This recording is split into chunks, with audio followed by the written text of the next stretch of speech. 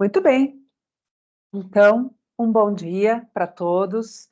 Começamos esse dia desejando um lindo e feliz Dia Internacional da Mulher. Eu sou Daniela Bandeira, sou Head de Educação Financeira na Super Rico, Saúde Financeira, e hoje, em parceria com a Benap, estamos aqui para conversar um pouco a respeito de dois temas muito importantes. Um é a respeito da mulher, do papel da mulher, nos diversos aspectos, não só no mercado de trabalho e na sociedade, mas também em relação às finanças. E o outro assunto, como eu mesma já antecipei, vamos falar sobre finanças pessoais. A gente vai se dividir entre três mulheres conversando hoje aqui com vocês. Eu, a minha colega e parceira de educação financeira na Super Rico, a Daniela Aissum, e teremos depois uma convidada que vai falar um pouco da experiência dela a respeito das finanças pessoais com vocês. Eu vou deixar o nome dela por enquanto reservado, a gente apresenta ela um pouquinho mais para frente. Então, quero convidar a Dani a se apresentar rapidamente, antes que a gente dê início ao assunto que mais nos interessa hoje. Dani, por favor. Obrigada, Dani. Feliz dia para todas nós, né? Eu sou a Daniela Aissum, eu sou planejadora financeira, trabalho aqui em parceria com a Dani também, como educadora financeira na Super Rico Academy, e eu sou professora para formação de planejadores financeiros. E hoje eu vou contribuir aqui com vocês, vou falar um pouco sobre uma introdução, né, sobre investimentos, não voltados a produtos, mas sim como a gente pode investir de uma melhor forma, falar um pouco sobre renda fixa, renda variável, vou conversar aqui com vocês, tá bom? Obrigada, Dani. Vamos lá. Vou compartilhar com vocês aqui a minha tela.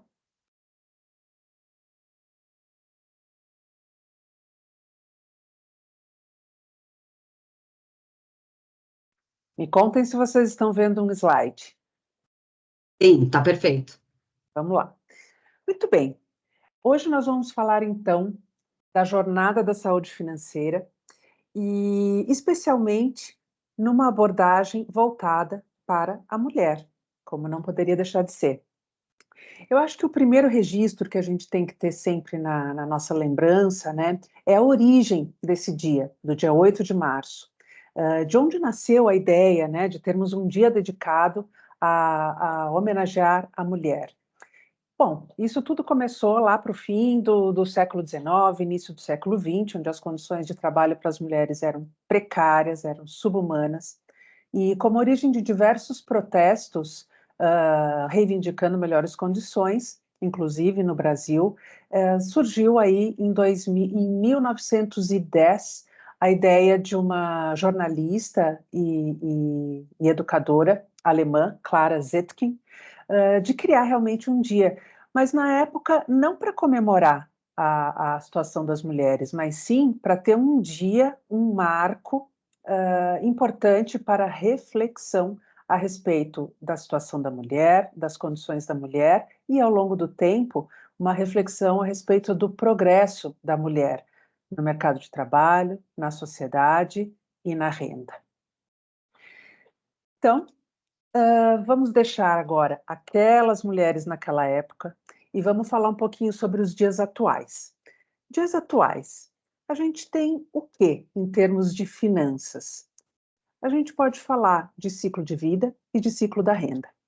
Como que acontece a intersecção entre esses dois temas? Bom, a gente sabe que, na prática, ninguém nasce, ninguém vive e ninguém morre sem dinheiro. Mas o dinheiro ele é um pavimento de toda essa trajetória.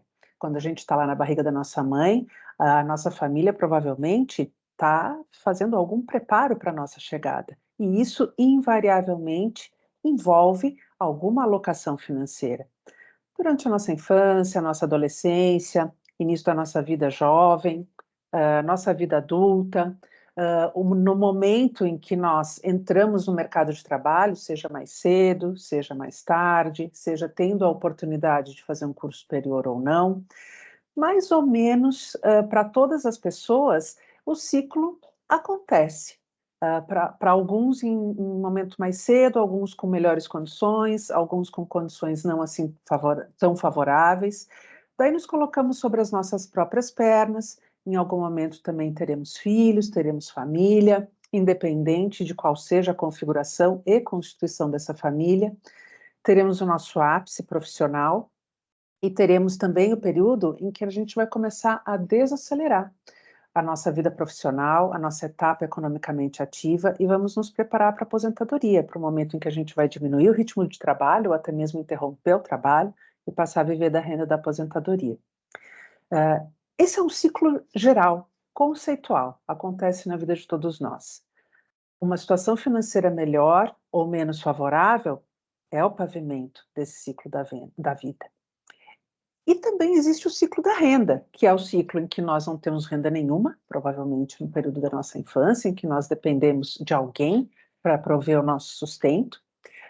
Depois, quando começamos a trabalhar, prover a nossa própria renda, depois temos, que todo mundo quer, uma oportunidade de ascensão, de começar a melhorar de vida, de começar a melhorar o nosso padrão de renda, o nosso padrão de investimento em nós mesmos, investimento em sonhos, objetivos, e em algum momento, lá na frente, quando a gente diminui o ritmo e a gente se aposentar, o nosso padrão de renda tende a estabilizar se a gente tiver feito a lição de casa direitinho ao longo da vida, né, durante o período de produção, de trabalho, ou o nosso padrão de renda tende a diminuir, ou mesmo ficar bastante crítico. Então, esse ciclo do dinheiro e da vida, esses ciclos se confundem e se entrelaçam.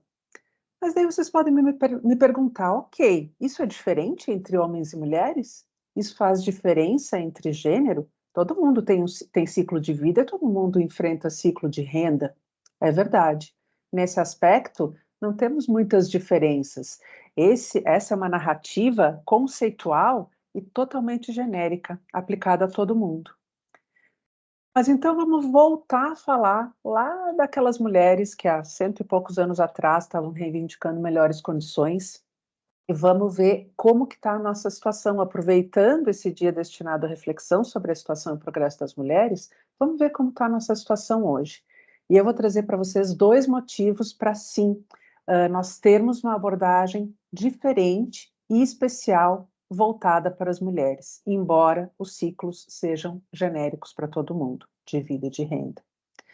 A primeira razão, se a gente pensar que até 3 gerações atrás, por exemplo, a geração da minha avó, uma mulher não saía de casa para trabalhar, ou se saía, enfrentava condições péssimas, como a gente mesmo viu, e esses foram os protestos que originaram esse dia, certo? Ou há 3 gerações atrás, as mulheres não tomavam decisões financeiras, as mulheres não tinham conta corrente em banco, as mulheres muitas nem sequer ganhavam o próprio sustento, quem diga tomar decisões e dizer o que tinha que ser feito com o dinheiro dentro de casa, né? Então, a gente teve sim um progresso. Em 3 gerações para cá, a gente teve um progresso. Por quê? Porque a gente tem, por exemplo, nas famílias brasileiras, 40% dos lares sendo chefiados pelas mulheres, coisa que a gente não podia prever há 3 gerações atrás, a menos que fosse uma situação de muita necessidade, né? O padrão não era esse, né? E a gente sabe também, pela nossa experiência como planejadoras financeiras e financistas, que é muito mais comum e frequente as mulheres, ainda que elas não estejam sozinhas à frente do lar, é muito mais comum que as mulheres procuram auxílio, informação e educação com referência às finanças. Qual é o segundo motivo que eu vou trazer para vocês para justificar uma abordagem específica direcionada para as mulheres? O segundo motivo está nas estatísticas. As mulheres realmente vivem mais. Então, aquele ciclo da vida que a gente viu lá no início é enfrentado por todos, independentemente de gênero. Mas a gente pode esperar que a gente vai viver mais. Na qualidade de mulheres, né? A mulher no Brasil, por exemplo, vive 7 anos mais que os homens. Né? Em média, a mulher tem como expectativa no Brasil 79 anos de vida e o homem 72. Isso significa que a gente vai ter que se preocupar em ter um plano financeiro sustentável por mais tempo. E quando eu falo sustentável, tudo que a gente quer é não precisar do dinheiro só para manter o básico, né? A moradia, a alimentação, a saúde. A gente também quer ter qualidade de vida. E isso, como a gente viu lá no ciclo da renda, depende de um pavimento formado por uma condição financeira construída. certo? Bom, então a gente já viu que a gente tem 2 bons motivos para se reunir e refletir a respeito da situação da mulher, principalmente aplicada às finanças, né? Ah, mas viver mais é tão bom, a gente está numa situação privilegiada, só que existem riscos. Vocês já se deram conta, por exemplo, de que na população brasileira, né, economicamente ativa, ou seja, aquelas pessoas que estão no ciclo da vida e da renda em que trabalham e recebem pelo seu trabalho, daquelas pessoas, no momento que se aposentarem, que diminuírem o ritmo, que pararem de trabalhar, apenas 1% se torna economicamente independente. O que significa se tornar economicamente independente ou financeiramente independente? Significa ter condições de se sustentar sem a ajuda de ninguém. E quando eu digo ninguém, não estou falando da previdência pública ou da previdência privada. Quando eu digo alguém ajudando, significa filhos, algum parente, algum provedor, enfim. E essa é uma estatística muito séria e muito preocupante, né? E, enfim, essa população aí longeva, da qual nós fazemos parte, e com perspectiva de viver mais do que os homens, vem aumentando no Brasil. E isso quem nos diz também são as estatísticas, né? A gente tinha, por exemplo, há 2 gerações atrás, uma pirâmide etária muito perfeita, no formato mesmo de uma pirâmide, em que a base, ou seja, a maior parte da população, era de jovens e crianças jovens, né? E de idosos era o vértice. Então, a gente tinha uma quantidade menor de idosos, portanto, uma preocupação menor na sociedade com os idosos que com os jovens. Essa pirâmide foi se invertendo, e nos dias de hoje, a gente tem uma pirâmide praticamente de cabeça para baixo, onde a gente tem uma quantidade menor de jovens, crianças jovens, pessoas economicamente ativas, e uma quantidade maior de pessoas caminhando para os 60 a mais, né? Como a gente já sabe que a gente vive mais, o que a gente espera é que a gente esteja fazendo parte, né, dessa grande quantidade de pessoas. E isso justifica e endossa aí a preocupação que eu quero trazer para vocês e também o holofote que eu quero colocar nessa questão da mulher vivendo mais e tendo que se preocupar, sim, com um plano sustentável financeiramente por mais tempo. Aqui eu quero trazer para vocês um detalhe importante da mulher no mercado de trabalho e na liderança. Mais uma vez, para reforçar aquela questão de que sim, vale a pena a gente parar um dia do ano, que é o Dia Internacional da Mulher, para refletir sobre os nossos progressos.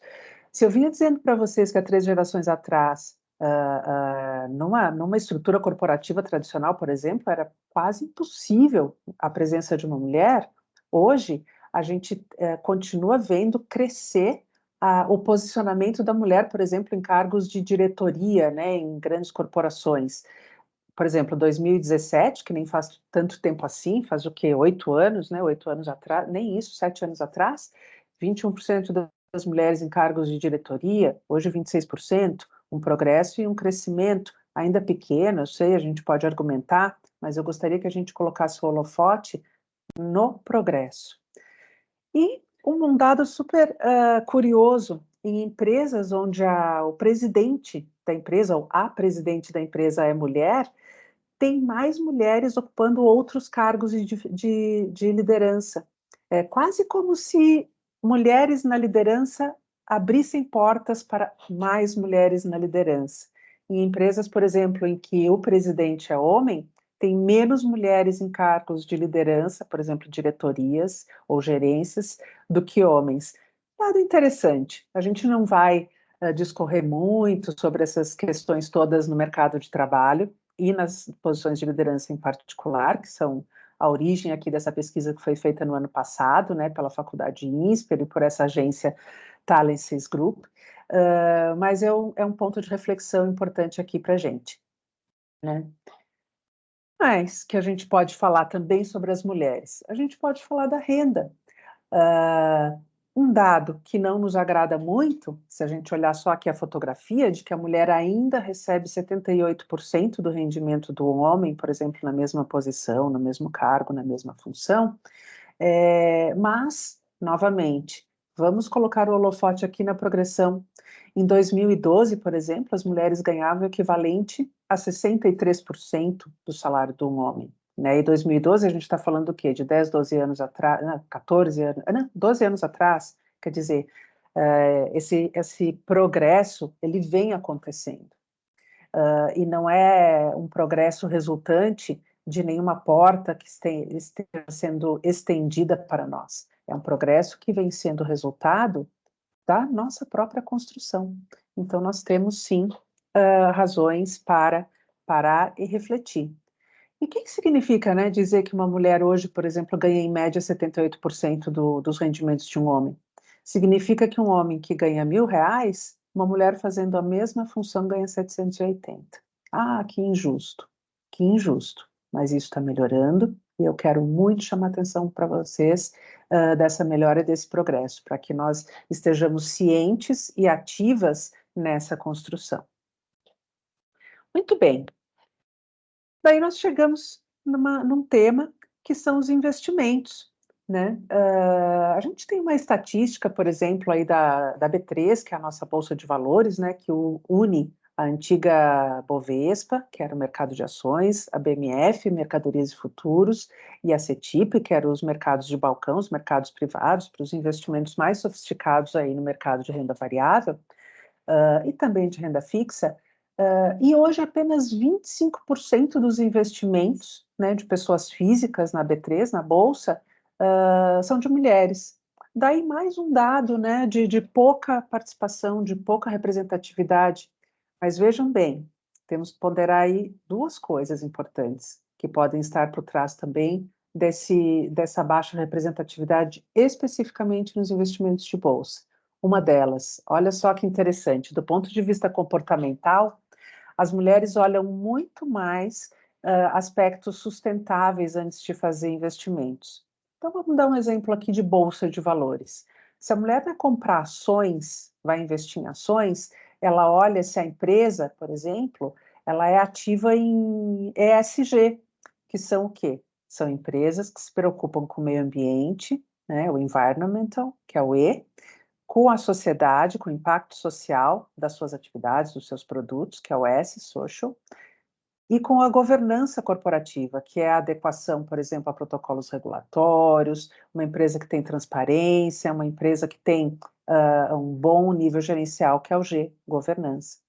As mulheres olham mais esse aspecto, e a gente tem poucas empresas que se preocupam com esse aspecto. Então, pode ser uma das razões pelas quais as mulheres acabam optando por investir em outra coisa, e não num leque de empresas, por exemplo, que não tem ali muitas opções preocupadas com o meio ambiente. Os homens não, os homens olham menos isso, né? Perfil comportamental aí de investidoras, por exemplo.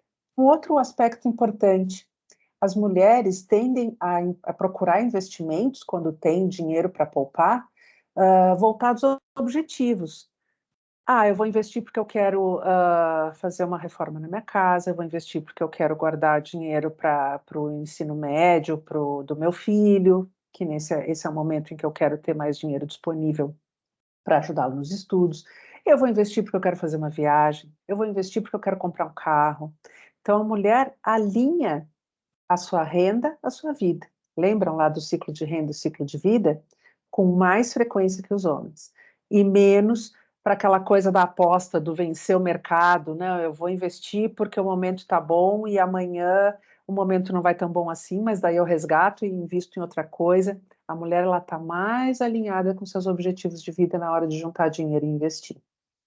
Muito bem, esse é apenas um dado interessante com o nosso propósito, que é provocar uma reflexão. Vamos voltar lá para o nosso ciclo da renda e para o nosso ciclo da vida. Falei rapidamente aqui sobre o aspecto de investimentos, né, e algumas curiosidades do perfil comportamental das mulheres, né, nos investimentos especificamente da Bolsa, que foi o que eu trouxe como exemplo. Mas as áreas do planejamento financeiro são basicamente 6. Investimento é apenas uma das áreas, né? Então, para alinhar esse ciclo de renda com o ciclo de vida, a gente propõe aqui a Jornada da Saúde Financeira, que é um processo formado por orçamento doméstico.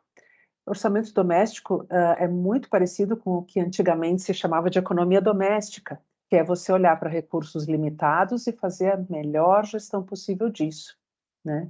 Investimentos, sim, que é um dos temas para os quais a gente vai dar holofote aqui hoje. Balanço patrimonial, que trata do quanto eu tenho de dinheiro, quanto eu tenho de imóvel, quanto eu tenho de renda, quanto eu tenho de dívida, e um balanço de todos esses aspectos. Imposto de renda e aspectos tributários em geral, que é aqui o quarto pilar da nossa jornada da saúde financeira. Seguros, são seguros e proteções. Quem tem carro, por exemplo, anda na rua sem fazer um seguro, muito difícil, né? Raras pessoas fazem isso. Por quê? Porque a gente quer proteger os nossos bens, a gente quer proteger a nossa vida, certo? E planejamento sucessório, que é o que a gente vai deixar de legado, e nesse legado a gente inclui educação financeira para os nossos sucessores. Para quem pensava que uma jornada de saúde financeira fosse formada apenas de planilhas ou investimentos, né, com aquele argumento clássico, né, planilha não gosto, investimento não tem dinheiro, então não preciso falar sobre isso. Vejam que são pelo menos 6 pilares, que incluem também esses aspectos, mas não só eles. Certo? Vamos recapitular aqui um pouquinho. Por que a gente está falando especificamente mesmo para mulheres? Lembrem-se, por 2 aspectos. Um deles, porque as mulheres hoje fazem parte das decisões financeiras, fazem parte do mercado de trabalho e do mercado de renda. E isso é recente. 3 gerações é muito pouco tempo, se a gente pensar aí na quantidade de tempo em que somente os homens, dentro de uma constituição social e profissional, podiam e deviam falar sobre isso. E também porque nós temos um plano financeiro a desenvolver por mais tempo. Nós temos que nos preparar, nós vamos viver mais. Desejo aos homens que também alcancem essa marca. As razões que levam a essa diferença não estão em pauta aqui hoje. Mas vamos nos deparar aqui com a realidade que a gente tem agora, que é vamos viver mais. E vamos viver mais do que eles, né? Muito bem, recapitulamos. Temos aqui os 6 pilares sobre os quais eu comentei com vocês. E vamos falar um pouquinho sobre o primeiro deles, que é o orçamento doméstico. O orçamento doméstico, gente, não tem mistério. É quanto dinheiro entra, quanto dinheiro sai e qual é o saldo disso. Esse saldo pode estar, por vezes, 0, né? Empatado. Ganhei R$ 1.000, gastei R$ 1.000 com todas as coisas que eu tenho que pagar ao longo do mês e estou zerada. Isso é um problema? Não, não é um problema. Mas tem um alerta aqui. Né? Se eu continuar no 0 a 0, naquele momento em que eu for ficando mais velha, que meu ritmo profissional for diminuindo, ou que eu for me aposentar, cadê as reservas que vão me sustentar? Né? Então, tem um alerta aí para a gente se preocupar. Às vezes, esse saldo dá negativo, e daí a gente tem uma situação aí de endividamento, que pode ser temporário, ou pode ser menos temporário, né? E se torna uma bola de neve. E às vezes esse saldo dá positivo, que é o dinheiro que sobra, né? O dinheiro que entrou foi usado para pagar as contas do mês e sobrou um dinheiro que tudo que a gente quer é que seja o dinheiro para se começar aí uma poupança através de investimentos. Renda. Eu trabalho, ganho meu salário, muito bem. Quando eu parar de trabalhar, eu vou ganhar lá a aposentadoria pública, talvez eu tenha recursos também investidos, como uma previdência privada, e é isso. Gente, tem várias alternativas de renda. Vejam aí que a gente pode trabalhar ganhando não só o salário, mas ganhando hora extra, ganhando trabalhos paralelos, fazendo o que a gente chama aí de freelance, que são serviços pontuais, sem vínculo empregatício, paralelamente ao nosso trabalho tradicional, ou como forma principal de renda. Tem rendas de aluguéis para quem tem algum imóvel desocupado e está sendo alugado, seja por temporada ou seja por aluguel tradicional. Para quem investe, por exemplo, em renda variável e ações, tem rendas de dividendos, né, que são as famosas rendas passivas. Você está lá sentado com o dinheirinho aplicado e o dinheiro está rendendo para você, sem você estar fazendo nada com aquele dinheiro. Você só precisou, né, como se fosse fácil. Você precisou se organizar, juntar e investir, e ele está rendendo juros para você. Né? Lucro, por exemplo, um bem que você tenha, vou usar o exemplo de um imóvel, né? Você tem comprado um apartamento, quando vai vender o apartamento, se esse apartamento estiver se beneficiado com uma valorização, você tem um lucro, né? Um lucro de capital, né? De um ativo que você tinha lá no seu balanço patrimonial. Então, tem várias alternativas de renda que não se resumem à renda do nosso trabalho durante o tempo em que a gente está no ápice do nosso período economicamente ativo. E despesas, né? Despesas, é tudo aquilo em que a gente gasta dinheiro ao longo do mês, né? Normalmente a gente tem muitos modelos de classificação, né, dos tipos de despesas que a gente tem e como a gente usa essa classificação para priorizar as despesas, principalmente no cenário de renda limitado, né, que eu tenho que fazer escolhas.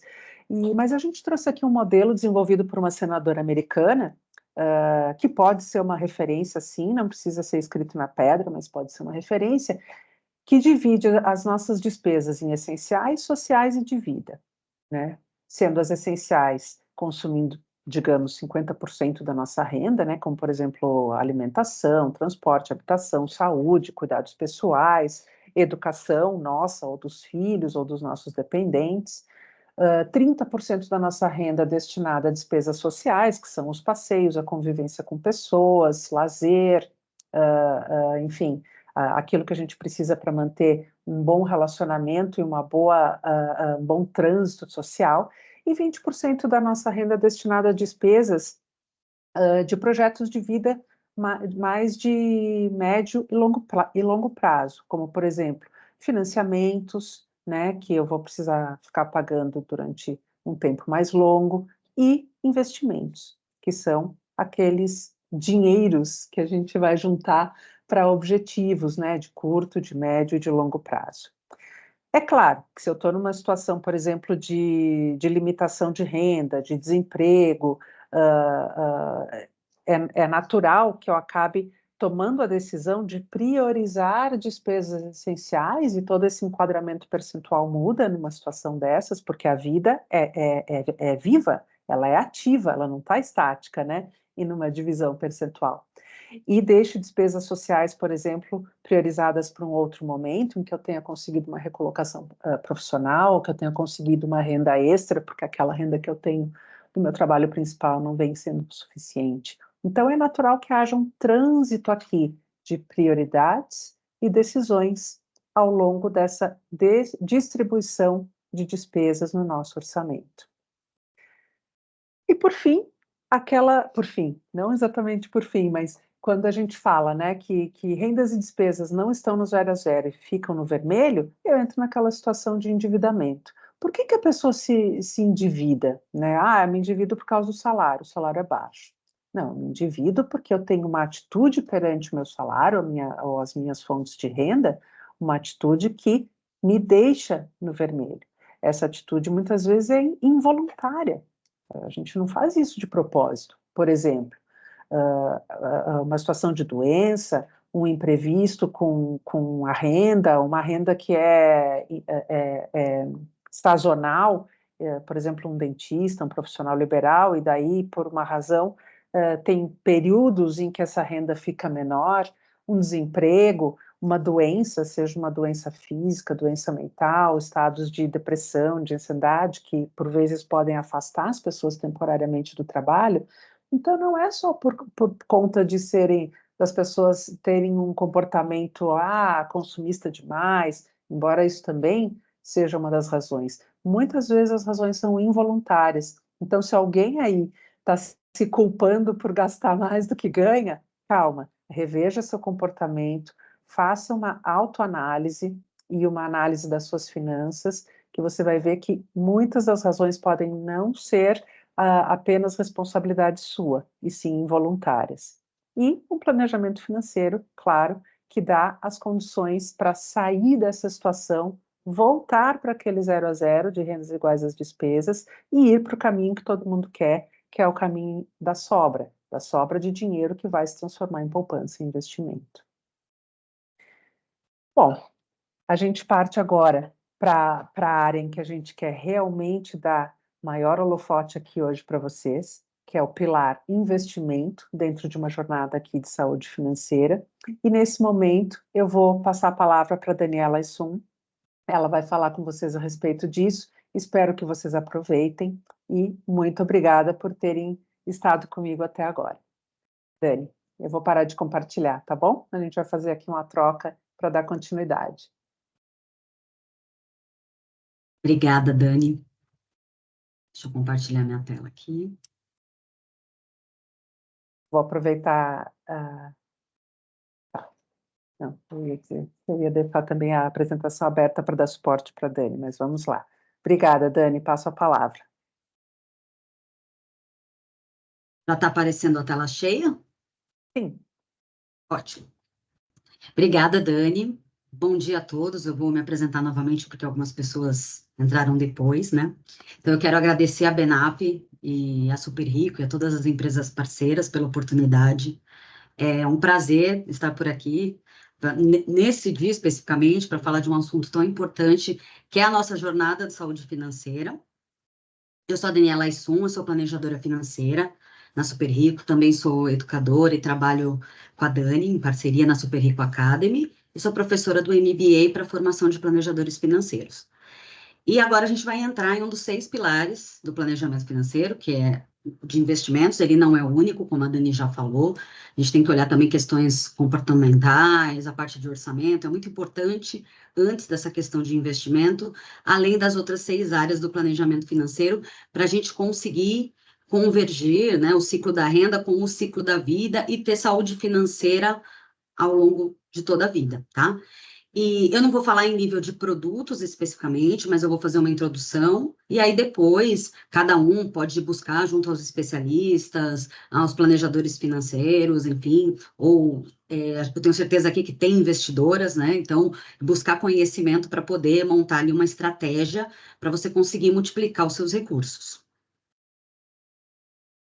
Bom, falando aqui do ciclo da renda e do ciclo da vida, quando a gente passa a investir, a gente pode estar investindo em bancos, no governo ou em empresas, tá? E aí cada um vai depender ali do nível de risco, mas o primeiro é o governo, ou seja, o governo, ele utiliza essa poupança que as pessoas fazem, por exemplo, investindo no Tesouro Direto, para poder pagar dívidas ou fazer investimentos sociais. Então, a gente empresta o dinheiro para o governo fazer isso e ele nos rentabiliza, né? Então, tem ali algum índice que você está emprestando, seja o IPCA ou algum outro índice, e aí você vai ter uma rentabilidade por prestar o dinheiro para ele. O governo ele tem o menor risco. Por quê? Porque ele sempre tem a opção de emitir moeda para conseguir arcar aí com quem comprou os títulos. Tá? Mas ele não tem nenhuma garantia que alguns outros títulos têm. Tá? Mas, de qualquer forma, nenhum investimento tem risco zero, né? Inclusive, guardar o dinheiro no colchão, ele pode pegar fogo. Então, nenhum é risco zero, mas a gente consegue minimizar os impactos dos riscos dependendo de onde a gente investe. Tá? Outros são os bancos ou o sistema financeiro em si. Então, quando a gente compra um CDB, por exemplo, a gente está emprestando dinheiro para o banco para ele emprestar para outras pessoas. E aí, claro, você vai emprestar o dinheiro para o banco, ele vai te dar ali uma rentabilidade, eu vou colocar aqui 1%, vamos supor, e ele vai emprestar o dinheiro com uma taxa de juros muito maior. Mas ele também fica com o risco da inadimplência, das pessoas não pagarem, por exemplo, esse empréstimo, e você vai ter ali a sua rentabilidade mesmo assim. E o terceiro grupo que a gente pode investir também são as empresas, né? Então, a gente pode investir por meio de ações, por meio de debêntures, e são recursos que você está direcionando para algum tipo de empresa, e elas são fiscalizadas pela CVM. Então, são valores imobiliários que têm uma fiscalização também, tá? Então, a gente pode investir tanto em empresas ali, uma empresa que já é conhecida, vamos supor a Vivo, ou, por exemplo, em empresas menores. Então, tudo isso vai depender do seu perfil de risco, do seu momento de vida, da empresa que você quer investir. Inclusive, a pessoa pode até investir na própria empresa. Investir em banco ou corretora? Muitas pessoas têm essa dúvida, né? E aí eu trouxe essa imagem porque a ideia aqui é fazer uma analogia de quando você vai comprar, por exemplo, um tênis na Nike ou na Adidas, direto numa loja. Você vai ter ali acesso somente aos produtos da Nike ou, enfim, da Adidas. E quando você vai numa multimarcas, vamos supor, a Centauro, você consegue ter uma gama maior que você pode comprar ali, né? Fica um pouco maior. É claro que hoje os bancos, eles também já têm corretoras, né? Então, mas, de qualquer forma, eles tendem a ir mais para os investimentos que já fazem parte do banco. Não querendo, é claro, não tô com a intenção aqui de falar para não investir em bancos, longe de mim, até porque eu também invisto, mas é trazer ideia desmistificar essa questão da corretora. Não, a gente pode, sim, investir através de uma corretora também, né? Como se fosse um shopping center financeiro, tá bom? E qual é o fluxo? A gente faz essa transferência para uma corretora, por exemplo. Aí tem aqui BTG, XP, tem vários tipos de corretora aqui, só para exemplificar. Você tira o valor do seu banco e transfere para a corretora que vai fazer o investimento, seja no governo, seja em algum outro banco, menor ou não, ou em alguma empresa, tá? E essas corretoras, elas só aceitam transferência do mesmo CPF. Então, é seguro, né? Não vai entrar, não, você não vai conseguir fazer uma transferência para uma corretora que você abriu uma conta de um outro CPF, tem que ser do seu próprio, tá bom? E aí, uma vez que o dinheiro está investido, você, através da corretora, você investiu em algum lugar, tem um órgão responsável por ele, seja a Selic ou a B3. Então, a corretora, se ela quebrar, você não vai perder o dinheiro, porque o dinheiro ele está investido ou no banco, no governo, certo? Então, você não vai perder o valor que está ali na corretora, a não ser que você deixou o saldo na conta. Diferente de um banco, né? O banco, dependendo de algum valor, ele tem um fundo garantidor de crédito, que tem, o fundo garantidor de crédito, ele é privado, mas ele tem um valor ali que ele garante por CPF, né? Hoje está em 250 mil, mas é bom a gente acompanhar também. E aí ele tem uma garantia, tanto de conta corrente, como de poupança, caso ocorra alguma quebra. Na corretora não vai estar, mas você não vai perder o dinheiro, a não ser que você deixe o saldo ali. Caso aconteça uma quebra da corretora, de qualquer forma, o seu dinheiro está investido e você pode passar para outra corretora sem problemas. E quais são as características dos investimentos?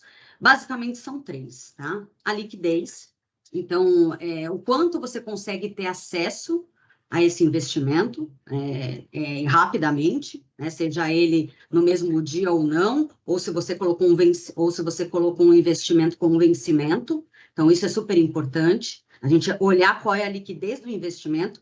Por quê? Porque talvez você esteja com algum objetivo específico, e aí você vai precisar daquele dinheiro, então você não pode ter um investimento que tenha vencimento, porque se você tirar esse valor, você pode acabar sendo penalizado com os rendimentos, ou às vezes pode até não conseguir. A rentabilidade, né, desses investimentos, então isso também é uma característica deles, e também a parte de risco.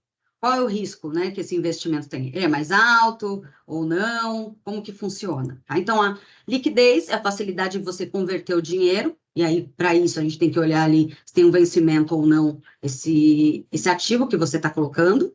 A rentabilidade desse investimento, que é a capacidade de você conseguir produzir rendimentos, e o risco, né? E quanto maior o risco, né, maior a rentabilidade ou não. Então, a gente tem que olhar isso, definindo os objetivos e o perfil de risco, que eu vou falar mais para frente.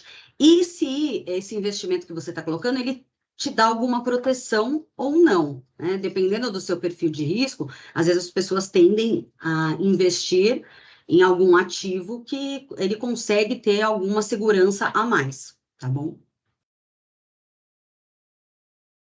Agora, para a gente começar a investir, ou para quem já está investindo, tem muitas pessoas que, quando vão investir, elas vão direto em algum ativo que elas escutaram, que é o que está dando mais rentabilidade naquele momento. Mas o ideal dentro do planejamento financeiro é que esses investimentos, eles sejam feitos dentro dos objetivos que você tem. Então, assim, primeiro a gente define objetivos, depois a gente escolhe os ativos. Então, normalmente a gente define objetivos, o quê? A curto prazo, médio prazo e longo prazo. E aí, no curto prazo, a gente vai olhar, você tem uma reserva de emergência? Você tem uma reserva, caso aconteça alguma coisa na sua vida, para você não ter que tirar um empréstimo, ou você ter que tirar de um investimento, talvez que tenha vencimento e você vai ser penalizado, ou você está pagando uma previdência privada por alguns outros motivos, e você tem que pegar esse recurso, né? Então, a gente tem que olhar se a gente tem uma reserva de emergência ou não para construir ela. Normalmente ela fica ali no curto prazo, tá? Ou algum, quer fazer uma viagem, ou um curso, enfim. Médio prazo, né, uma compra de imóvel ou a troca de um veículo. Normalmente, médio prazo, a gente coloca ali de 2 a 5 anos. E o longo prazo, normalmente, as pessoas investem pensando na aposentadoria ou na independência financeira, né, para ter um complemento de renda quando ela chegar naquela fase do ciclo da vida que ela não consegue acumular tantos recursos. E é importante a gente definir isso. É claro que isso pode mudar ao longo do tempo, e a gente vai olhando ali o planejamento financeiro para garantir isso, mas é importante a gente definir os prazos para a gente saber se a gente vai escolher ativos com vencimento ou não, né? E os ativos com vencimento, normalmente, como o dinheiro é mais seguro ali, né, para onde você está investindo, que você não vai mexer, normalmente eles te devolvem uma rentabilidade maior. Então, uma coisa que eu esqueci de falar, é super importante quando a gente vai começar a investir, além de definir os objetivos, olhar a nossa capacidade financeira de continuar aportando, e aí, como a Dani trouxe aqui, olhar no nosso orçamento, definir ali, mesmo que a gente coloque nome em cada objetivo para a gente definir um valor que a gente vai colocar em cada um, então a gente tem que olhar a nossa capacidade financeira de continuar colocando o valor ali, o nosso momento de vida. Então, que momento que eu estou de vida? Eu estou acumulando recurso ou desacumulando recurso? Que momento que eu estou de vida, né? Eu estou com um filho pequeno aqui, aí quando eu vou investir, como que eu vou investir, né? Eu não vou correr tanto risco. Então, a gente tem que olhar muito também os objetivos, o momento de vida, entender o perfil do investidor para poder escolher o ativo. E aí, como são os perfis? Né? Conservador, moderado e agressivo. Então, o conservador, ele tem uma baixa tolerância a risco. Então, normalmente, ele vai buscar investimentos que ele pode ter até um retorno menor, mas que, claro, consiga bater a inflação para garantir que o que você compra em janeiro, você consegue comprar em dezembro, né, por exemplo. Então, ali, uma rentabilidade que você tenha, uma rentabilidade bata a inflação também, mas que ele seja mais seguro, tá? Sendo com garantias ou até nos títulos do governo. Um moderado, né? Então, é uma pessoa que ela tem uma maior tolerância a risco. Então, ela tem sim uma parte mais segura, mas ela consegue, pelo menos para os objetivos de longo prazo, deixar em investimentos com uma taxa de risco mais alta, mas que ela vai conseguir passar pelas oscilações do mercado de forma mais tranquila. E o agressivo, que são investidores, né, que têm uma altíssima tolerância a risco, eles conseguem ali enfim, né, ter mais tolerância ao risco que ele está correndo, mas normalmente esses investimentos, eles são de horizonte de longo prazo. Então, até para o perfil mais agressivo de investidor, a pessoa vai ter lá a reserva de emergência dela, ela vai ter os investimentos focados nos objetivos para poder ser mais agressivos nesses investimentos que têm mais longo prazo para passar pelas oscilações da economia, tá? O perfil do investidor, a gente pode, normalmente ele é baseado também no conhecimento que o investidor tem sobre investimentos, ele tem um bom profissional ali ajudando ele, mas também isso tem a ver com o seu momento de vida, tá? Então, se você está ali com 70 anos, você é super agressivo nos seus investimentos, mas você está no momento que você está desacumulando recurso, não tem por que você ficar correndo muito risco. Ou se você está num momento que você está com um filho pequeno, você tem que avaliar. Eu tenho um perfil do investidor agressivo, eu conheço bastante, mas vale a pena? Então, a gente tem que fazer um equilíbrio, tá? Nessa questão de entender o perfil do investidor e também escolher o ativo que a gente quer investir. E aí, quais são os ativos? Para reserva de emergência. A gente escolhe ali títulos públicos, né? Normalmente o Tesouro Selic, títulos pós-fixados, né? O Tesouro Selic é utilizado ali, CDBs de grandes bancos, né? Porque tem mais segurança, fundos de investimento que têm a liquidez diária, a própria poupança não é o melhor investimento em questão de rentabilidade, mas a pessoa, se ela está guardando um dinheiro, né, e ainda não conhece muito de investimentos, quer buscar ainda conhecer e buscar alguém, né, para ajudar, a poupança também é falada para reserva de emergência. Tá? E qual é o valor que é melhor guardar para reserva? Muitas pessoas usam aquela questão assim,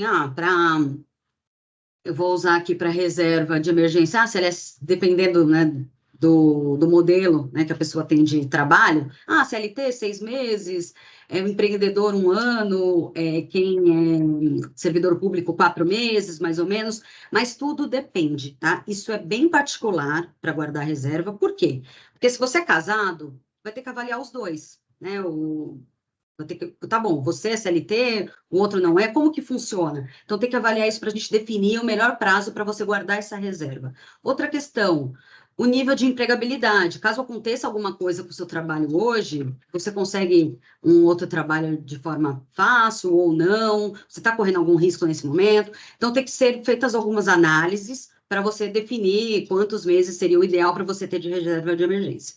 Mas, né, para trazer uma forma geral aqui, de 6 a 12 vezes os gastos mensais. Contando que você, claro, pode fazer alguma adequação nesses gastos caso aconteça alguma coisa.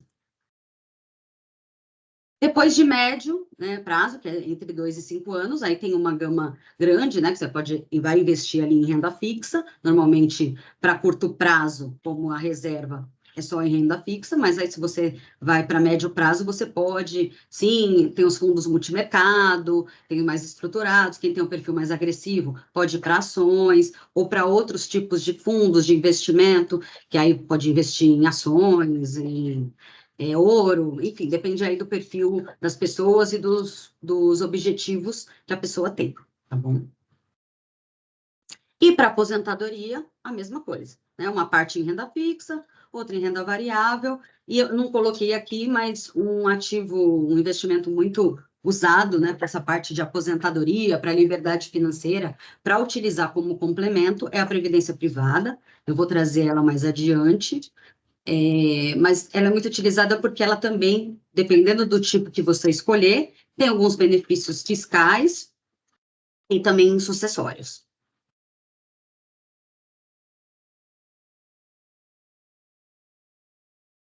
Aqui eu trouxe uma ilustração que não necessariamente seria dessa forma, tá? Mas como ficaria ali uma carteira, uma classe de ativos para uma pessoa que tem um perfil conservador? E isso aí vai depender, tá? Que não é nenhuma recomendação, mas eu trouxe para vocês darem uma olhada. Ah, então ele vai investir ali 90% em renda fixa, 5% em multimercado, 5% em renda variável. Aí o moderado já diminui um pouco a parcela da carteira dele nos investimentos moderados, né? No investimento de renda fixa, aí ele aumenta um pouco no multimercado, que normalmente é a classe de ativos que você pode investir, por exemplo, num fundo multimercado, ele tem uma parte, né, que é em renda fixa, mas ele também vai para uma parte mais arriscada, tá? E os fundos de investimento é interessante, principalmente para o multimercado, porque tem um gestor que vai olhar para você.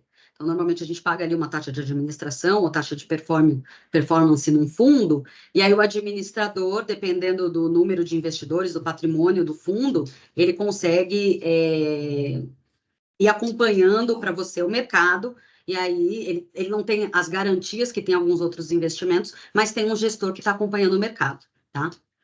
Normalmente eles têm que ter certificações para isso, então uma pessoa que está gabaritada ali para olhar os fundos. E quais são os veículos financeiros que a gente tem aqui?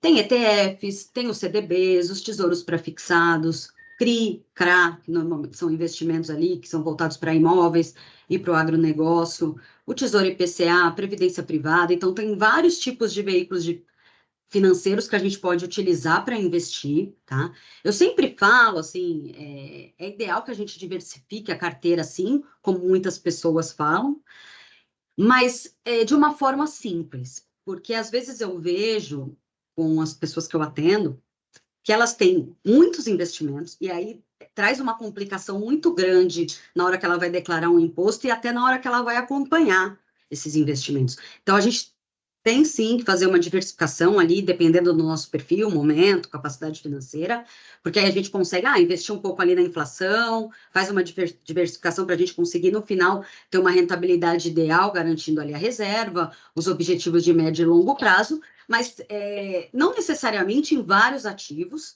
porque aí a pessoa, às vezes, ela não consegue acompanhar, fica difícil, ela acaba se perdendo.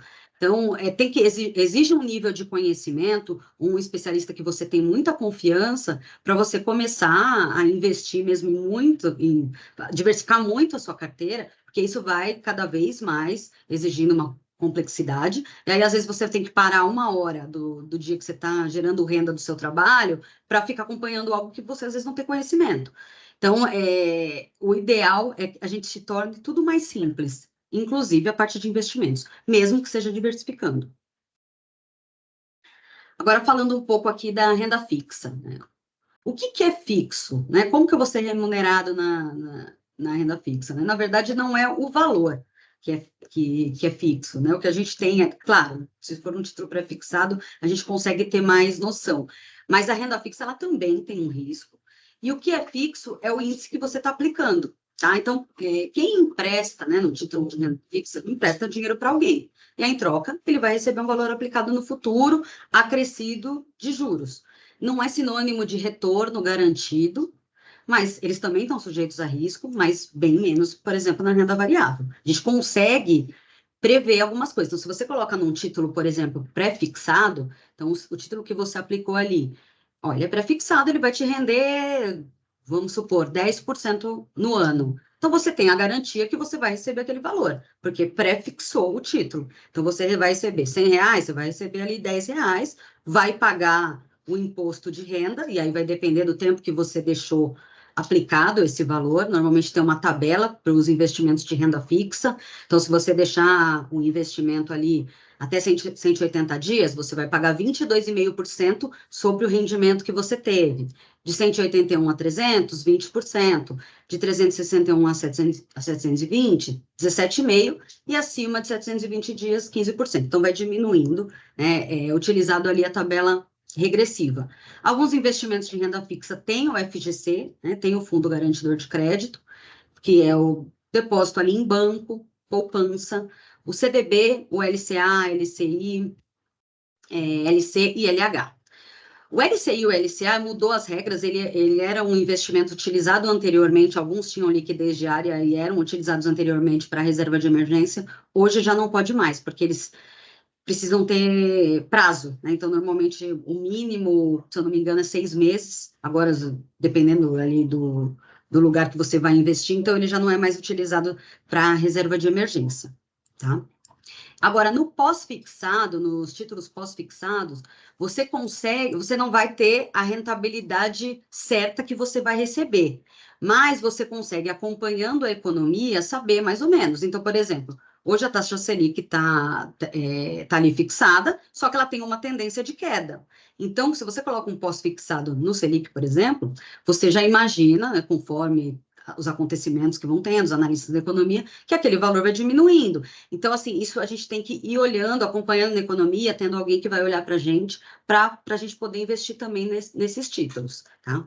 Então, vai depender do índice. A gente consegue ter uma previsão por conta do índice, mas não é como um pré-fixado que a gente consegue já saber o valor que a gente vai ter de percentual de rendimento. E aí vai depender do tempo que você vai deixar o dinheiro guardado.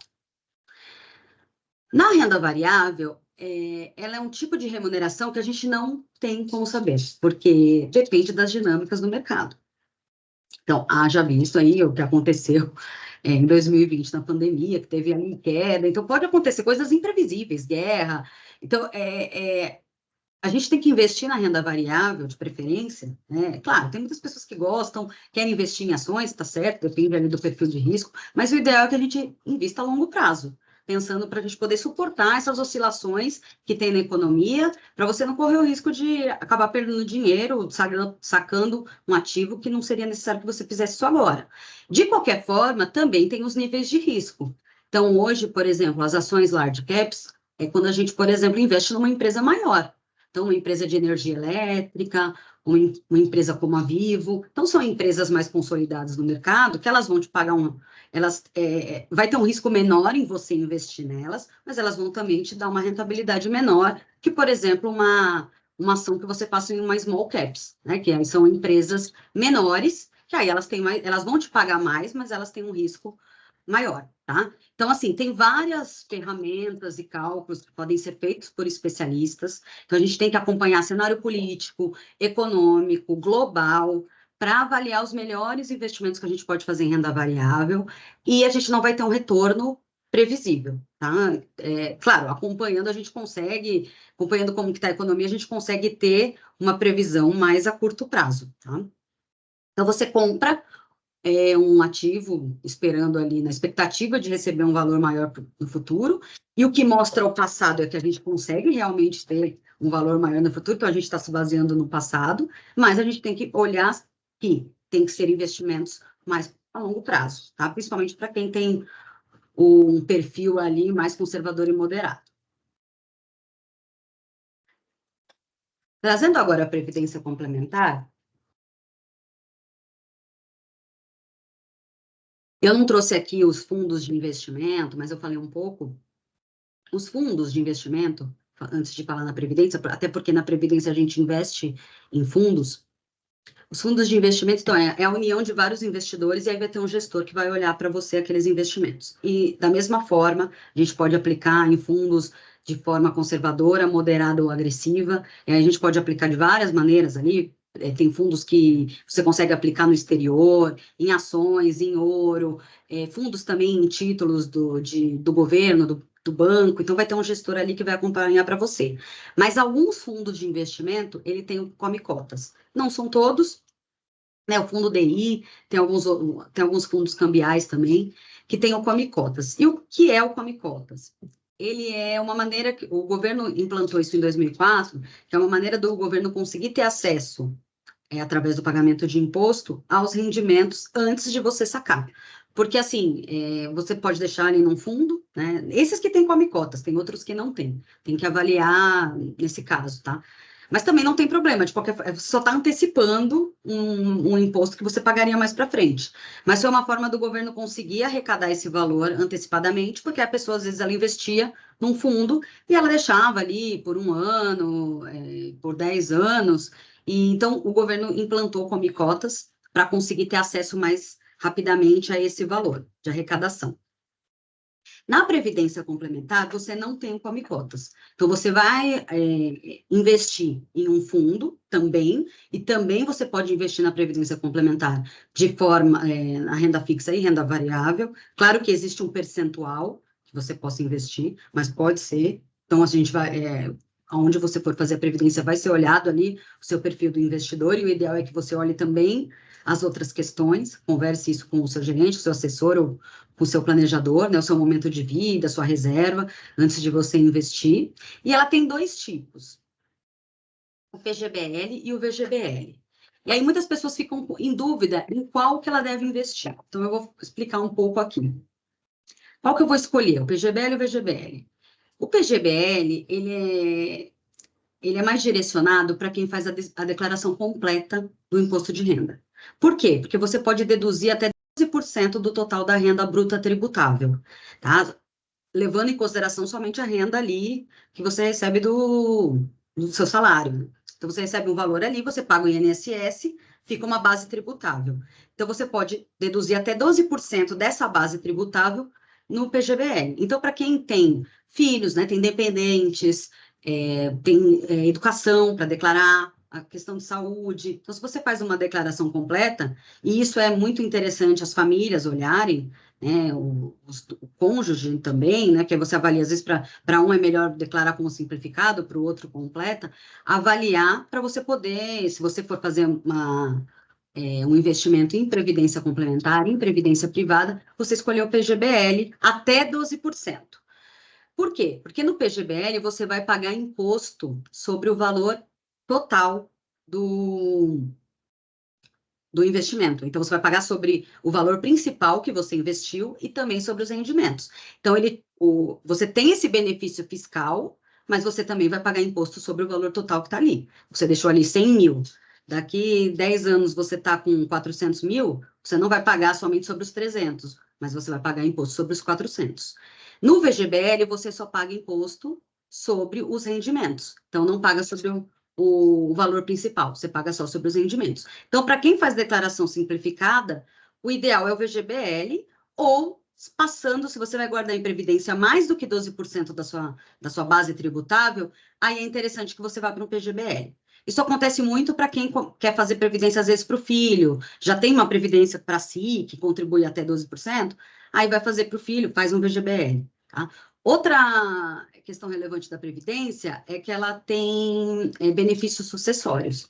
Então, a pessoa tendo ali o valor aplicado numa Previdência, caso aconteça alguma coisa com ela, é um valor que não vai contemplar no inventário. Então, ela consegue ter acesso a esse valor, e muitas pessoas utilizam, inclusive, a Previdência ou o seguro para essas questões. Então, libera ali um valor para você, no máximo 30 dias, e você consegue arcar com os custos de um inventário, por exemplo.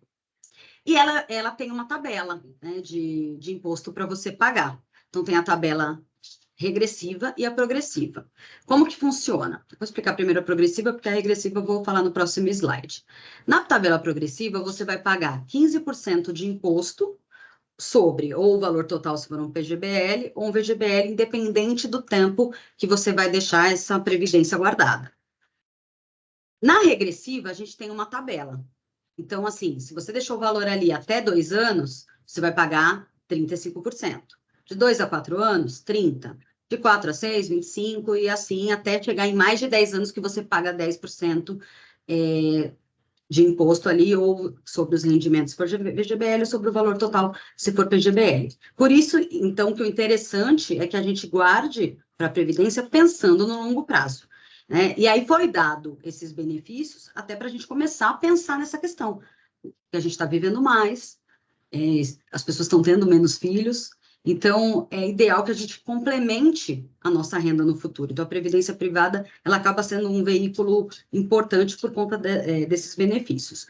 Tem uma lei que entrou agora, foi sancionada em 10 de janeiro, que ela dá a opção para o investidor conseguir escolher uma dessas tabelas, quando ele estiver prestes a usufruir da Previdência. Tá? Então, isso foi um benefício, porque a pessoa poderia escolher regressiva, e aí aconteceu alguma coisa na vida dela, ela teve que ter acesso a esse dinheiro antes de 10 anos, e aí ela acaba sendo penalizada pagando um imposto maior do que se ela tivesse escolhido a progressiva. Então, a gente pode fazer também essa opção depois, tá? Mas o ideal, claro, é a gente guardar a longo prazo e ter os nossos investimentos para os nossos objetivos, já ter a reserva, para a gente não ter que dispor desse recurso que está na Previdência, senão a gente acaba sendo penalizado, e muitas pessoas, às vezes em empresa, acaba tendo o benefício da Previdência privada, que a empresa coloca uma contrapartida, e ela começa a investir, até porque já vem direto em folha, eu já estou guardando dinheiro ali na Previdência, se eu sacar, né? Só que assim, para você ter dinheiro, acesso ao dinheiro que a empresa coloca, tem regras de tempo. Fora isso, você pode ser penalizado pelas essas questões. Então, o ideal é colocar a Previdência pensando realmente no longo prazo. E para finalizar, um objetivo sem um plano é somente um desejo. Então, nós mulheres, aqui todos, né? Na verdade, nós temos que ter objetivo e isso tem que ser passado, a gente tem que conversar com a nossa família, né, com os homens, com as crianças, com todos, sobre dinheiro, sobre ter objetivos, porque isso vai fazer com que a gente se sinta motivado para colocar uma parte da nossa renda para guardar para o futuro que é incerto. Então, a gente vai viver, sim, o presente, equilibrar o presente, mas guardar uma parte dessa reserva para o futuro, sair, né, dessa questão do imediatismo, então guardar para os nossos objetivos. Então, se a gente fica sem objetivo, se a gente não dá nomes, né, ao que a gente quer, às vezes fica mais difícil para a gente se manter motivado a guardar esse dinheiro, tá bom? Bom, Dani, Eu vou chamar agora a muito convidada, né? obrigada. Dani, você Eu quer chamar a quero, Adri? eu vou chamar, quero te Ótimo, tá agradecer ótimo. por ter falado lindamente sobre esse tema de investimentos, que aparentemente foi bastante inspirador. Eu vi que teve umas perguntinhas que eu já respondi aqui no chat. Obrigada, Dani. Eu que E a gente, agradeço. e a gente fez, gente, essa mescla, né, de tema relacionado às mulheres, às particularidades das mulheres, ao dinheiro, à jornada de uma vida financeira saudável. A gente pôs um holofote no tema de investimento hoje para vocês. E agora eu vou chamar a Adriana Maluf. Ela é parte do nosso staff executivo na Super Rico. Ela teve uma trajetória executiva no mercado financeiro e eu vou deixar que ela se apresente e conte um pouco sobre isso, é claro. Mas o que a gente quer é que a história dela de sucesso possa servir de inspiração e motivação para todos vocês. Então, Adri, a palavra está com você. Muito obrigada por ter vindo, ter aceitado esse convite. E agora conta um pouco para a gente do que a gente tem que fazer para acertar, assim como você fez aí na sua trajetória. Obrigada. Obrigada, bom dia a todas vocês. Feliz Dia das Mulheres, né, para todas nós que estamos na batalha diária, né, todo dia segurando vários pratinhos. E eu quero agradecer, né, as Danis da Super Rico, o Ramon e o Matheus da Benap, todo mundo que está aqui, né, escutando essa experiência super rica de aprendizado. E antes de começar a me apresentar, eu gostaria de fazer 3 perguntas para vocês, tá? Perguntas para vocês pensarem. Você já começou a se planejar financeiramente para realizar os seus sonhos? Pergunta 1. Pergunta 2. Você acredita que o conhecimento é importante para que você atinja os seus objetivos profissionais? E pergunta 3. Ter liberdade é importante para você? Eu espero que essa minha fala, ela seja sementinha que vai provocar uma mudança na cabeça de cada um de vocês, né? Cada uma de vocês, né? Que traga uma consciência de que se planejar financeiramente para viver em equilíbrio, como foi tão bem dito, né, pelas Danis, é importante para ter a vida em equilíbrio e para a gente realizar os nossos sonhos. Então vamos lá, gente, vou me apresentar.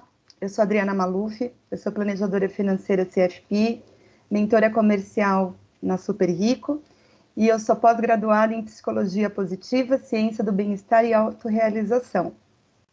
Eu possuo experiência de 25 anos no mercado financeiro, e eu vou contar um pouquinho da minha história para vocês, tá? E eu vou voltar um pouquinho no passado, né? Não vou entrar direto para falar do meu, né, da minha atividade profissional, só para mostrar um contexto de como que eu cheguei até aqui. Então, eu passei a minha infância e adolescência na Vila Maria, né? A Vila Maria é um bairro da Zona Norte de São Paulo, e eu tive uma infância muito feliz, né? Meu pai, ele tinha uma empresa, eu era filha única, eu sou filha única, né? E assim, imaginem, né? Tudo que eu queria, meu pai me dava, eu estudava numa boa escola, eu viajava, eu me divertia. Na adolescência isso não mudou, né? Eu sou uma pessoa bastante comunicativa, então eu fiz muitas amizades, né, na escola e tive muitas experiências, a gente saía, se divertia, viajava, enfim. Até que no início da minha idade adulta, né, quando eu tinha acabado de entrar na faculdade, o meu pai faliu. E aí, isso foi ao mesmo tempo ruim e bom. Ruim, né? Não preciso nem explicar, né? Como ele se sentiu, como a gente se sentiu com essa brusca mudança, mas bom porque foi o trampolim na minha vida. E aí, eu fazia um estágio não remunerado na época e eu tive que procurar um trabalho, né? Eu tive que procurar um trabalho para me sustentar, para pagar, né, os meus estudos, enfim.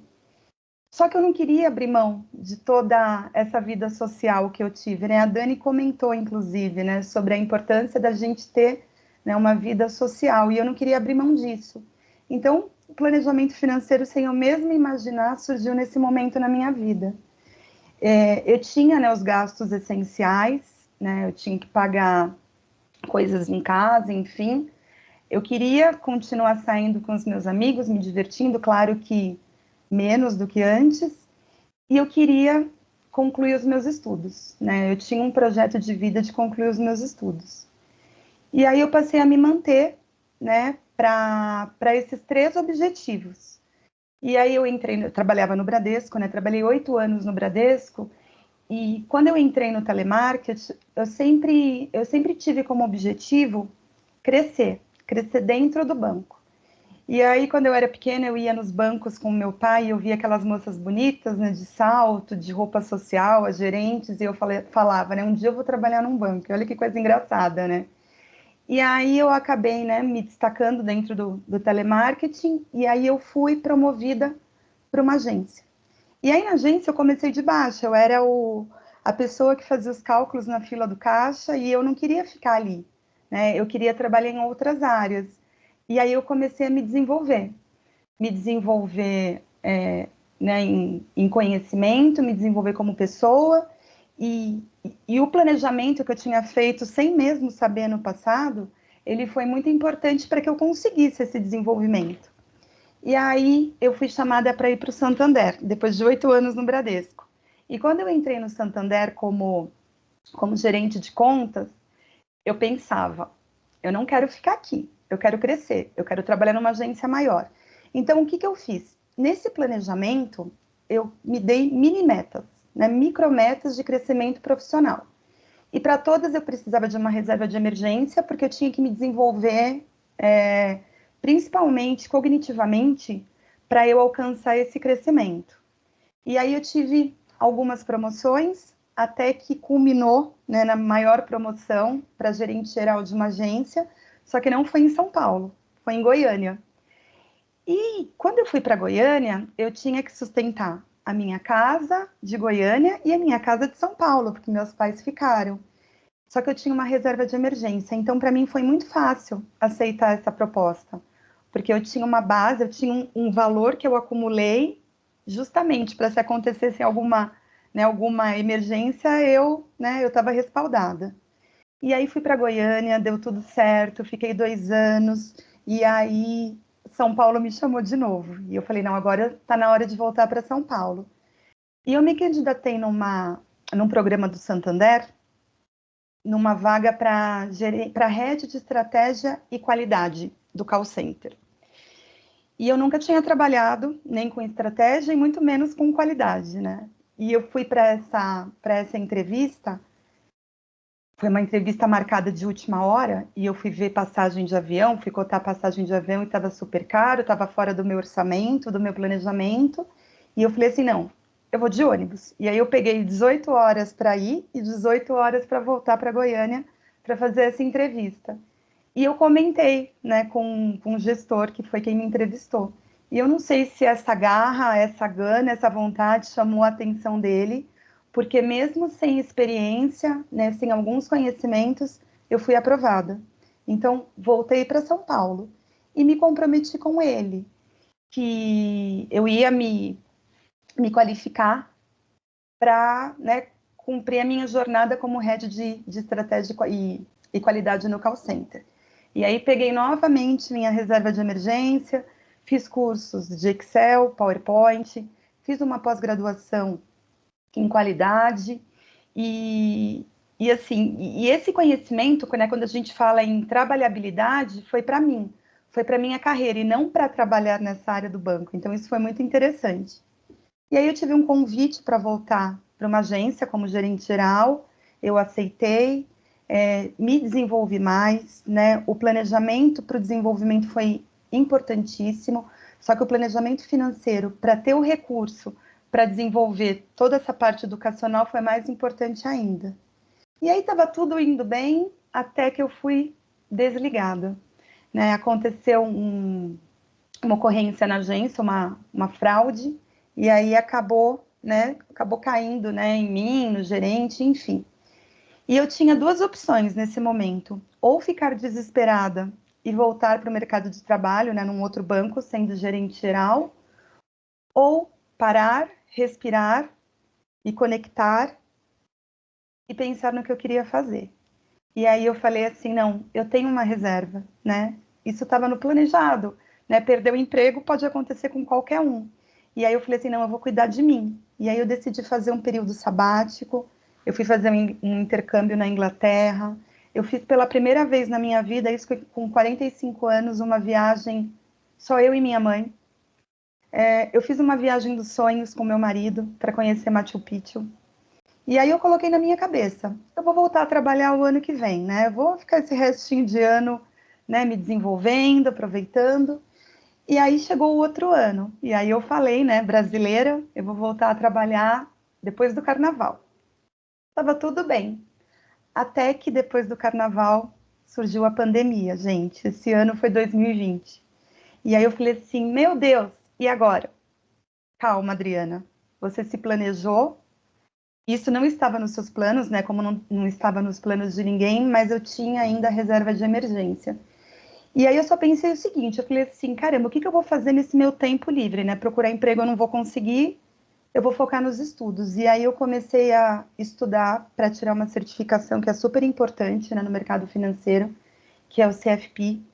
É uma certificação de distinção do planejador financeiro. Então eu comecei a entrar em grupos de planejamento financeiro, e nesses grupos eu conheci o Carlos Castro, que é o CEO da Super Rico, e ele me convidou para vir para a Super Rico trabalhar como planejadora. E aí eu vim. E quando o Gustavo Cerbasi entrou na empresa, eu fui convidada para ser mentora comercial, por conta de toda a minha trajetória, né, e por conta do que eu já estava fazendo dentro da Super Rico, pelo conhecimento, né, do planejamento financeiro. E eu aceitei. Decidi fazer uma pós-graduação em psicologia positiva, sempre gostei desse tema, sempre gostei de falar sobre felicidade, sobre bem-estar, né, sobre ações intencionais para melhorar nosso dia a dia. Completei essa pós-graduação o ano passado, e aí, para minha felicidade, eu fui convidada, né, para ser sócia na Super Rico. Então, eu acho que tudo culminou para isso, né? Só que eu não parei. Eu estou fazendo agora um curso de comunicação e oratória, então eu estou falando com vocês aqui, né, já usando todos os conhecimentos que eu estou tendo com esse curso, mas é assim, já tenho planos futuros, né, eu penso muito em fazer treinamentos, em dar aula, em passar um pouco do meu conhecimento para vocês, e aí eu quero falar, né, o quanto que o planejamento, né, me ajudou a chegar até aqui. E hoje eu estou aqui, né, realizada profissionalmente, equilibrada financeiramente e feliz. E eu acredito que quando a gente melhora o mundo, quando a gente melhora a gente automaticamente melhora o mundo que a gente está. Então, esse é o meu objetivo. E agora, né, baseado em tudo isso que eu falei, eu vou responder as 3 perguntas que eu fiz inicialmente, né? A primeira: você já começou a se planejar financeiramente para realizar os seus sonhos? Se alguém que está aqui não começou, nunca é tarde. Comece a se planejar. Você pode tentar sozinha, se você não conseguir, busque profissionais, né? Existem muitos planejadores financeiros e planejadoras financeiras, né? Falando aqui nesse Dia da Mulher, muito competentes, que vão te ajudar a crescer profissionalmente, crescer na vida, atingir seus sonhos e ser mais feliz, tá? E é só começar. Depois que a gente começa, vira hábito. E aí fica super fácil. A segunda pergunta: você acredita que o conhecimento é importante para que você atinja os seus objetivos profissionais? Com certeza. É o conhecimento que vai levar a gente aonde a gente quiser. Olha a importância do planejamento financeiro, de guardar um dinheiro para fazer todos esses cursos que eu fiz, né, para me desenvolver cognitivamente. Então, o planejamento, o conhecimento, principalmente nesse mundo que a gente está vivendo, né, que é um mundo VUCA ou um mundo BANI, como alguns já estão falando, né, um mundo volátil, incerto, complexo, ambíguo, o lifelong learning é a nossa realidade. Tudo muda muito rápido. E se a gente não ficar em constante desenvolvimento para acompanhar essas mudanças, a gente está fora. E outro ponto, com a inteligência artificial, quem dominar o conhecimento, quem tiver a capacidade de fazer perguntas, vai sair na frente. A inteligência artificial só vai tornar a gente mais humano. E a última pergunta: ter liberdade é importante para você? Quando eu falo em liberdade, gente, eu falo em liberdade de escolhas. É ser quem a gente quer, quando a gente quer e onde a gente quer. Então, em resumo, né, o maior benefício do dinheiro é que ele nos traz essa liberdade de escolha. Então, respondendo essas 3 perguntas, e agora, né, para finalizar, eu queria deixar uma mensagem, que é uma frase que um amigo meu me falou, o Luciano. Ele falou assim: Dri, esteja com um bilhete na mão quando o trem chegar. O que significa estar com um bilhete na mão quando o trem chegar? Esteja preparado para a oportunidade quando ela chegar. Porque ninguém vai esperar você ir atrás de um conhecimento, né, de um soft skill, de um hard skill, para você abraçar com unhas e dentes uma oportunidade que a vida e o seu trabalho pode te trazer. Então, tenham um autoconhecimento, pensem em quem vocês querem ser, aonde vocês querem estar, se planejem para isso, se preparem para isso, porque com certeza, quando essa oportunidade chegar, vocês vão estar prontos. Eu quero agradecer muito o convite, novamente, eu me sinto honrada para participar, né, nesse evento, nesse dia tão especial. Muito obrigada, meninas. Bom, eu tenho que aplaudir mesmo. Eu sempre me vejo muito inspirada quando eu escuto essas histórias de vida. Eu realmente sou muito apaixonada pelas histórias das pessoas, e principalmente quando esses temas tão relevantes se entrelaçam, que são as histórias de nós mulheres e as histórias financeiras de vida. Então, mais uma vez, em nome da Super Rico, eu quero agradecer a audiência, quero agradecer pela parceria com a Benap, ao Ramon, ao Matheus, à Mariana, que estiveram aqui nos dando suporte. Quero agradecer a Adriana por ter vindo contar a sua história aqui para a gente, a Daniela pela parceria nesse evento, e que vocês se sintam hoje inspiradas, motivadas, e que esse Dia Internacional da Mulher não tenha servido apenas para a gente parar e refletir, como era o propósito inicial, mas sim, diferentemente das mulheres lá há 100 e poucos anos atrás, para também comemorar. Essa construção é um mérito nosso. Obrigada, gente. Uma excelente sexta-feira. Tchau, tchau. Parabéns a todas nós. Obrigada, gente.